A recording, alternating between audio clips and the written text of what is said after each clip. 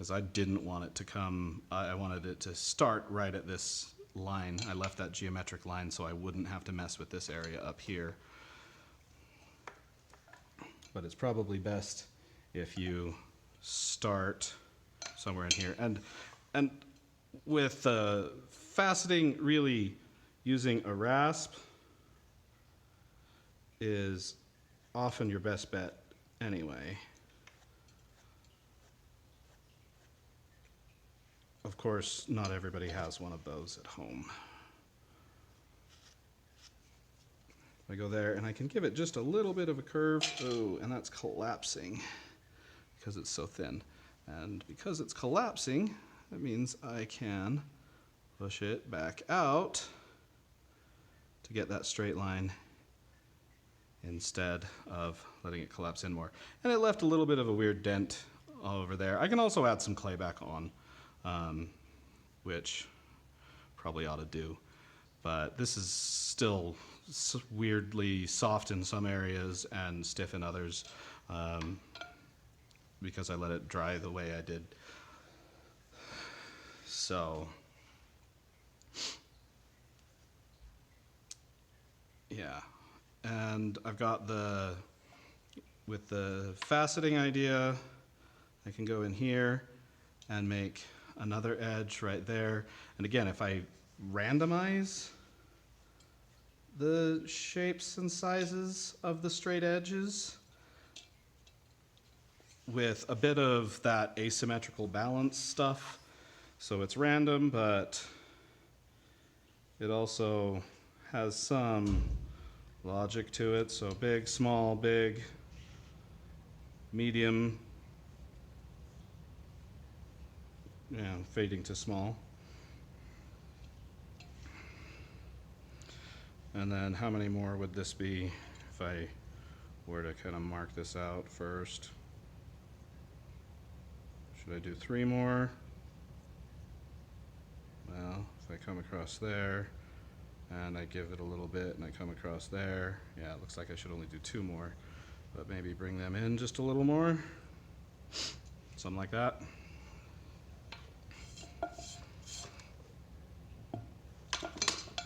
And these aren't necessarily going to be my favorite pieces ever. Oh, the other tool that's really nice for this is a palette knife. Good substitution can be a metal rib or a butter knife when you're working at home without good tools.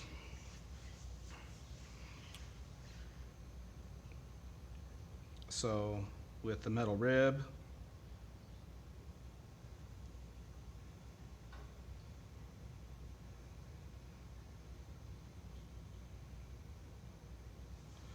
cutting like that.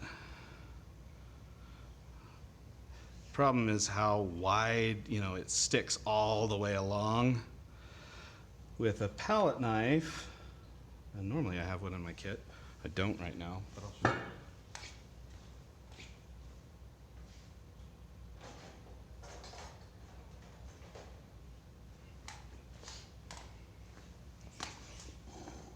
With a palette knife, it's thin and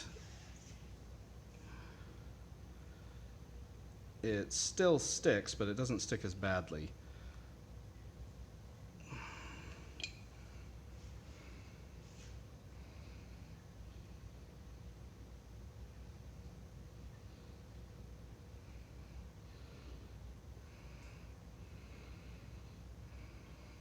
I want this to be centered, but again, I wanted the shape a bit randomized. Now is that the one that had the dent in it? That's the one that had the dent. And yeah, so here I can take that in just a bit more, across there. This actually works better when it's a little tiny bit stiffer. Ooh, that was thin. Yeah, okay. I've got this whole thing a bit more off-centered than I thought I had it.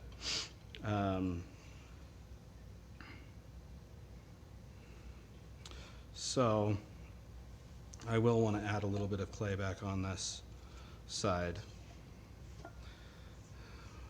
but I'll wait for it to stiffen up a little bit. For this, it's really soft here, really stiff there. I would just bag it up, not let it dry out overall, but let some of the moisture from down here seep into up here, and vice versa. If you want to think of the dryness moving, which isn't really what happens, but whatever.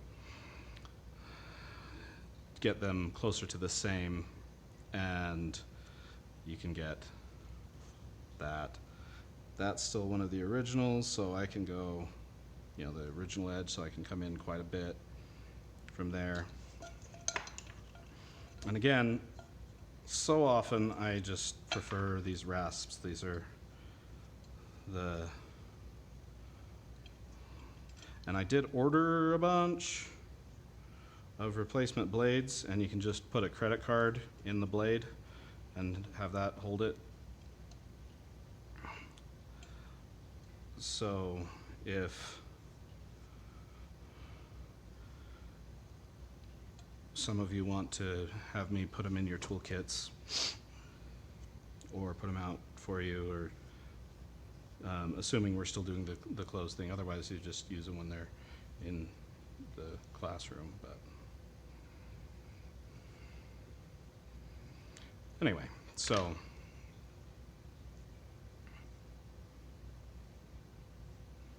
there's that, and then I give it a bevel across all of those edges, and I can even round the inside of that bevel a little bit if I want to.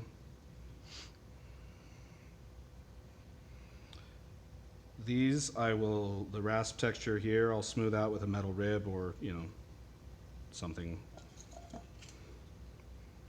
Just kind of scrapes across. And then you want to burnish that bevel, and it makes kind of nice clean look. And then use your metal rib to give that enough inset foot to keep it from touching anywhere but right here, so that that inset foot gives it that extra stability and all that jazz. So that's faceting, and with faceted edges you can also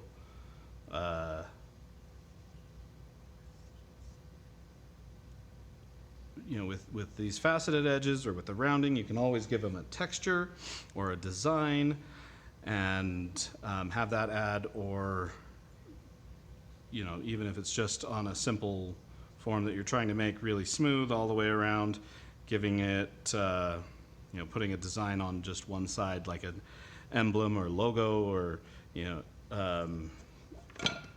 type thing. I usually do my little tree carvings, and come to think of it, people haven't recently seen me do a lot of my tree carvings. I usually use a hook tool, so I'll grab one of those.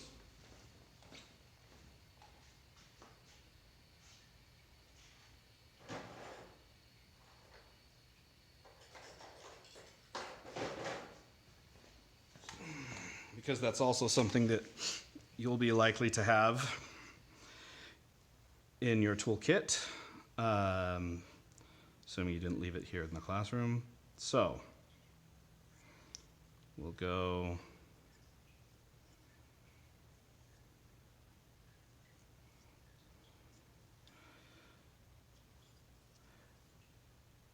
and this style was inspired by it's kind of a minimalistic thing that I do this way. It was inspired by the Japanese ink paintings, where they use the ink on the rice paper and it has a watercolor-like wash, and then they just, with just a few strokes, they suggest at things and leave the rest of it up to your imagination. So I don't outline the whole tree. I just suggest where limbs and bark are going,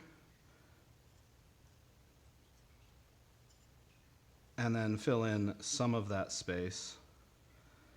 And I usually kind of decide how high up I want this to go, and do I want it to be a single trunk up to that point? Then kind of let it split there. Maybe bring it over here a little and have another major limb come off of that.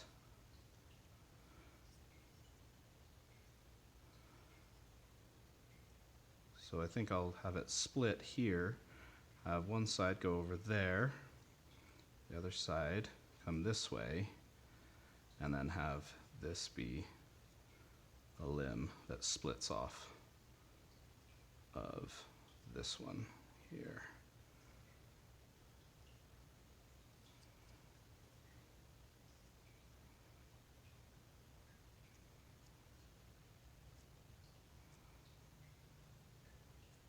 Oops.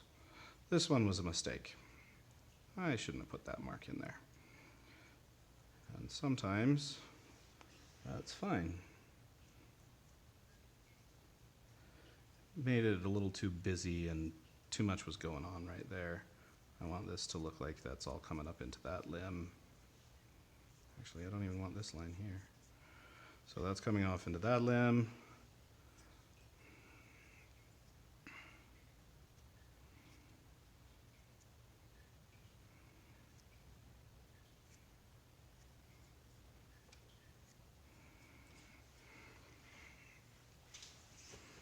And, you know, I'm right-handed, so to get the same kind of a mark, I can't, where I go outward with it, I can't switch hands, so I go upside down.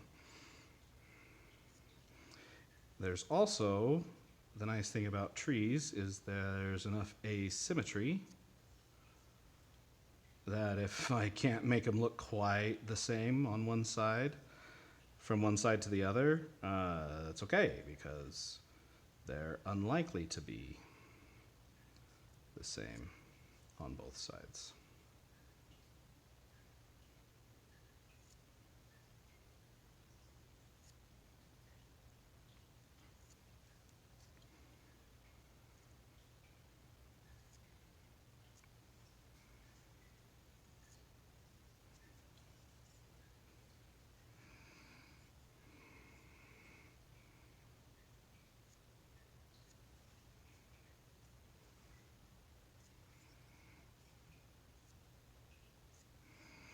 And see how much of this I'm leaving up to just your eye?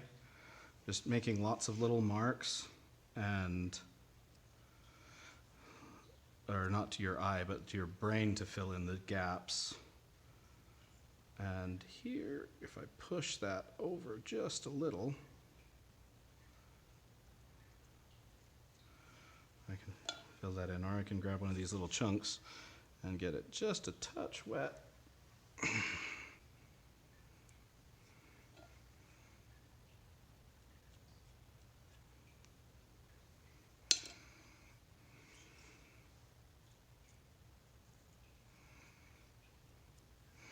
Sometimes I'll do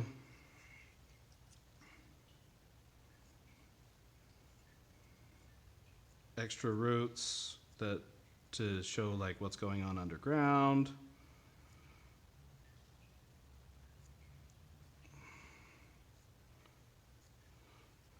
And I like the balance that gives it with, it's not quite symmetry, but it's got a nice symmetrical sort of a balance, up and down, you know, as well as side to side that way. And then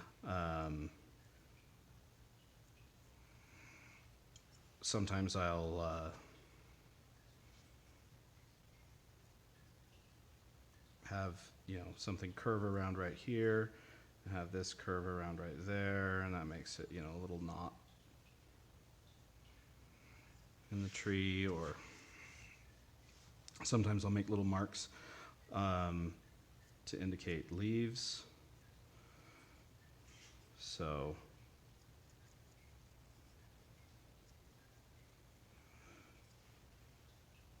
other times I'll just kind of push in to make the leaves.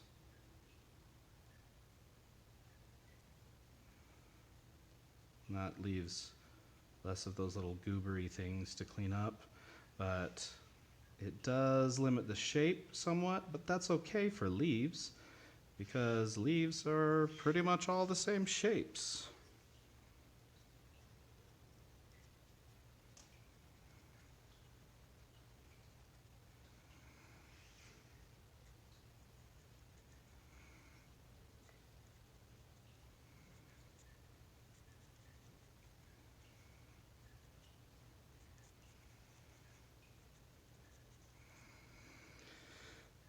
Then I can, fill in some areas that probably needed something.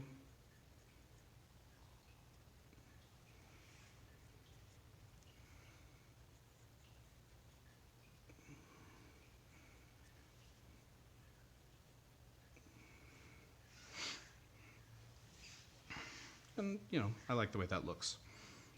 I can also add a little bit more texture and line going through there.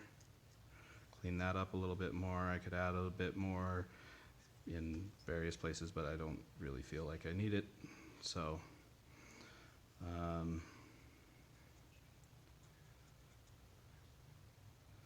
and it's not like first time I tried, I loved the tree and could do it this boldly without any mistakes. The first time I would make little marks, like I'd kind of draw it out lightly like this, and then I did more smoothing out as, basically erasing of the little marks that I'd made before I did it. And even after I've done it a lot, I still, mess up and like, I'll erase that, fill that in. So, don't need to be perfect.